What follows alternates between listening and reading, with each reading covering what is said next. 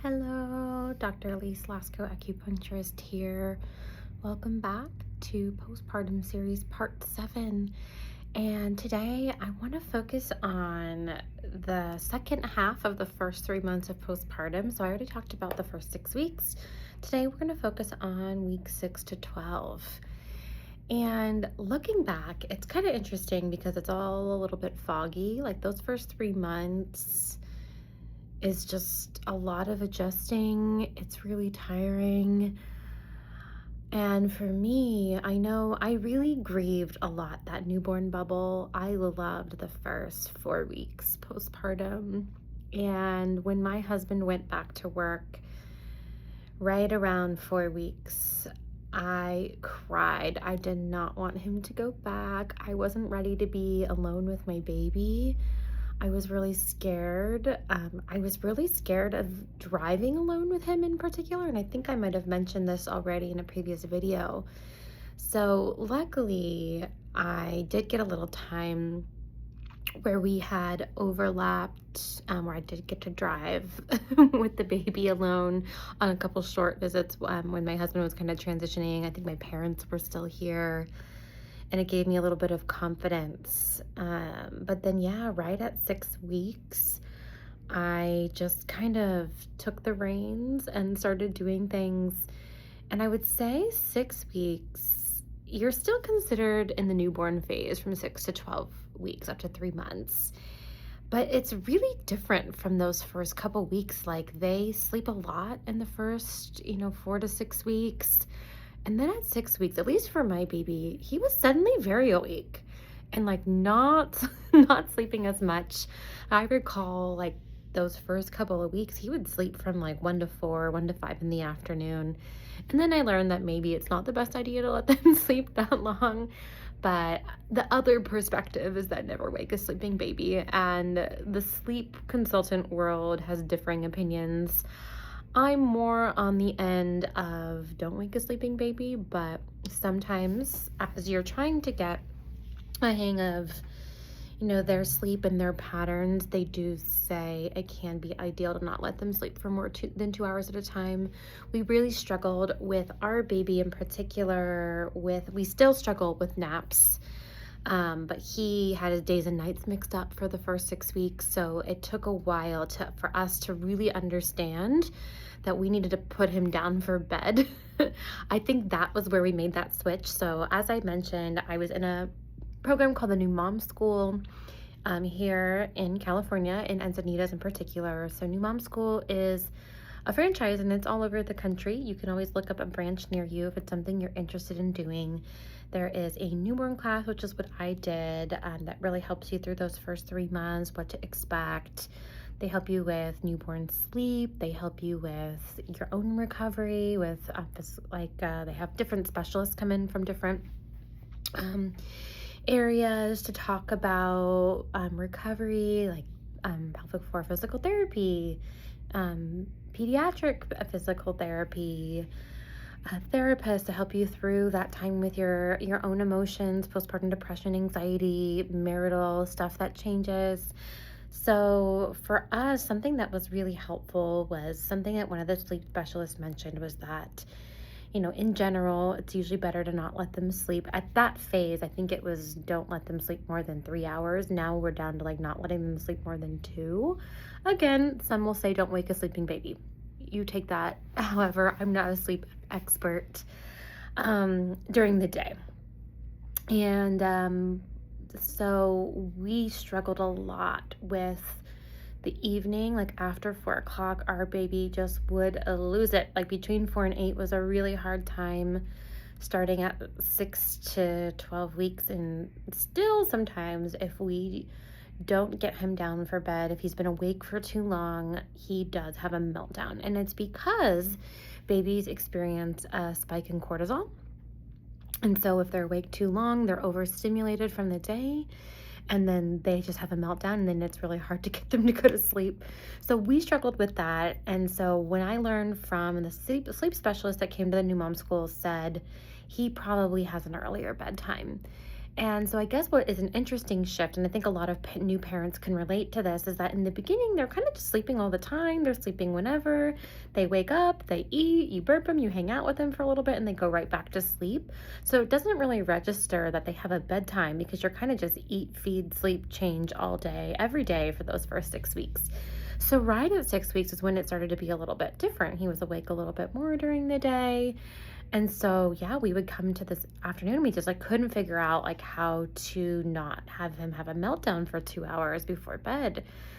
So that's when the sleep specialist said, he probably needs to go to bed at 7 o'clock. And so as soon as we started doing that, it took us a while. And like I said, it still can be hard, even now at 6 months, to get him down for bed. But what I'm also discovering is that our baby in general has longer wake windows. He is what we call a nap protester. Even starting at 6 weeks, he was just so much more awake. And even from what I hear from other newborns and infant babies, like he doesn't sleep as much. He doesn't take as many naps. He takes maybe one long nap a day. And then the second nap is shorter. Most babies take 3 or 4 naps, even up to 6 to 9, up to a year. 6 to 9 months or up to a year, and then newborns it's more than that. So he's been a little bit different, I guess, than maybe what might be average, and all babies are different. So it's been really learning the rhythms. I think that's really how I would summarize the first 12 weeks. It's just like every day is different, every night is different, and it is right around 3 months where we experience our babies start to sleep in longer stretches. So in that window, I don't remember exactly when it was because it's kind of foggy, but they go from waking up to feed every 2 hours to maybe every 3 or 4 hours. And that was what we started to see. And that was the thing I can remember the most profoundly was starting to figure out like what worked best for us in terms of his rhythms, and going out. And my baby loves going out. He likes the car. He slept a lot in the car seat in those early days. And then that was another thing. If we stayed out too long, we live a little farther than the average person here in San Diego because we live in North County. We live a little bit inland. And so it takes us 30 to 45 minutes, sometimes an hour to get a lot of places. Down to San Diego proper takes an hour, and then in traffic a little longer. So I noticed if we were out all day, usually coming home by the end of our drive, like he'd be asleep. And then right around 30 minutes into our drive would wake up and have an absolute meltdown. And so I found myself stopping on the side of the road a lot. We started a pacifier at right around 6 weeks when I took him to the dentist with me. Because that was right when he was on his threshold where he would kind of, what I was used to is that he would just sleep everywhere we went. And it was no big deal. Well, the dentist has a lot of sounds, a lot of drills, and of course, as soon as I got into the chair, he started having a meltdown. So the hygienist was really sweet. She said, "Keep him close. I'll rock him with my foot." He was in his car seat, and then one of the other hygienists came by, and she's like, I had a pacifier that I had not yet used, and we weren't sure if we wanted to use them, but I was like, you know what? Try it. Why not? And so she put it in his mouth, and then he was fine. So we do use a pacifier. We've used it mostly for being out in the car. It really helps a lot for comforting him. Now he doesn't need it as much at 6 months, but in those earlier days, those first 3 months, up to like 4 months, it was really helpful. But I found myself stopping on the side of the road and then once we introduced a bottle for him at 4 weeks. I would sometimes be able to give him a little bit of bottle if he was like really freaking out, and then give him his passy, and then he could make it the rest of the way home or wherever we were going. So I have so much compassion and empathy now for new moms. So if you ever see a woman on the side of the road leaning in over a car seat, you probably know she's a new mom. I mean, it might not even be a new mom. Lots of kids have meltdowns in the car. That was a really formative time. But we were going out a lot more, seeing the world. I think he just started to really wake up, and that was really surprising and shocking to me. I really thought he was going to sleep a lot more than he did, and I think that just might be him in his pattern, because even now at 6 months He does sleep mostly through the night, and doesn't nap a lot during the day. And that is a kind of a characteristic when you get closer to 4 months too. A lot of the content that I see is like, welcome to shorter naps. And that was pretty much my baby, and has been. He's starting to take some longer naps now, but like I remember like getting him down, trying to get him down about every hour and a half, and he would take like a 30-minute nap and be right up. Sometimes an hour nap, rarely a 2 or 3 hour nap. So I think that's the biggest challenge. And then the nighttime sleep did start to get longer. We would start to get 4 hour stretches. And I remember the first time he did that, he was maybe 8 weeks old, 9 weeks old. And we were like, oh my gosh, you slept, buddy. And I remember my husband was back to work and he's like, wow, I kind of felt human. We got 2 4 hour stretches of sleep. And it just like, it's amazing how good that feels after waking up every 2 hours or more. I mean, in the newborn phase, they're waking up every 2 hours, but then sometimes it's really hard to put them back down. So it's really variable on how much sleep you're actually getting in those first 6 weeks. So it does start to get longer. And again, it varies. I started baby wearing more during those first 3 months and learning. That was a big learning curve for me. As I had shared previously, I sprained my ankle really bad after giving birth. So I was hobbling around my house, honestly, probably to 8 weeks hobbling around. And when I would take walks, like I was pretty slow. So I wasn't super confident in baby wearing until really more recently. And now I'm much better at it. But I had a lot of different carriers. I'd actually like to do a whole video on carriers and baby wearing. That was something that I wish I had had more information on. And now I know if I decide to have another baby, I think I would do baby wearing a lot differently, and I would have worn him a lot more in those early days. But then again, I also don't regret it because I wasn't super stable when I was just at home those first couple of weeks walking around. So that's really my biggest recollection of 6 to 12 weeks, getting down to routines and patterns. Introducing a bottle at 4 weeks and getting used to that. I got in the habit of pumping once a day. I wasn't back to work yet. I went back to work at 11 weeks postpartum, and I'm going to share a segment more specifically on that. But I started pumping just kind of for practice, and we had my husband doing 1 bottle in the morning and 1 in the evening when he came home from work. And so that was really good. I'm actually really glad that we introduced the bottle when we did, because I had gotten mixed advice on when to give a bottle, and I was happy that a lot will say to avoid nipple confusion in the first 4 weeks if you're breastfeeding. It's ideal to wait, and I'm glad we did that. And he breastfeeds and he takes a bottle, no problem. He'll take the bottle from pretty much anyone, from our nanny, from my husband, from his mom, my mom.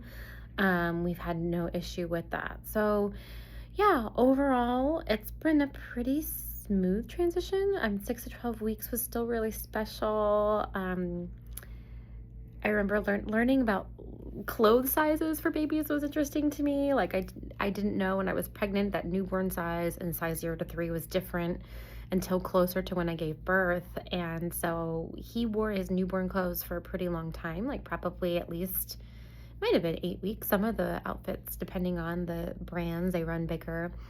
And so when we finally started wearing 0 to 3, he was already almost 3 months. And so I grieved a lot of him not being able to wear certain clothes, and I still do. That was really unexpected. Like every time he'd grow out of a newborn outfit or a 0 to 3 outfit, I'd be like really sad.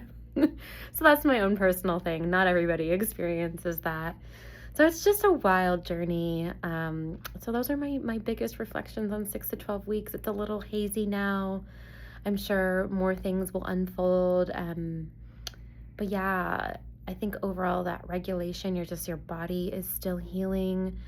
Those first 3 months, it was really minimal activity for me, exercise-wise, maybe just walking, a little stretching. I was still doing a lot of my healing things that I talked about, different oils and sprays and taking my herbs ongoing and food, just trying to rest and eat really well.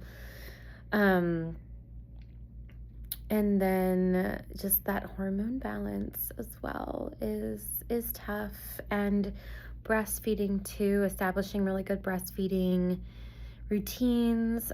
By 3 months is when the milk supply regulates. You're not just like leaking milk all the time anymore, which becomes really nice. I think that was something that I experienced a lot, was how to figure that out and what bras to wear and breast pads and the milk collection that I talked about in my previous videos. It's just a wild time. So that's all I have for today. If you have questions around any of the previous videos, or if you are just now jumping into this series, you can go to my YouTube channel, Postpartum Series. It starts with my home birth experience, and you can watch all the videos up till now. I also have a pregnancy series that I did while I was pregnant. If you're pregnant and going through difficulties with nausea or anything like that, I talk about all the things: pain, birth preparation, the ups and downs of pregnancy, or if you're pregnant and preparing to give birth, I share a lot of information on there. And watching these postpartum videos can also help you prepare as well. All right, everyone, have a wonderful day, and I'll be back for more postpartum experience sharing, Chinese medicine sharing, and we'll be back.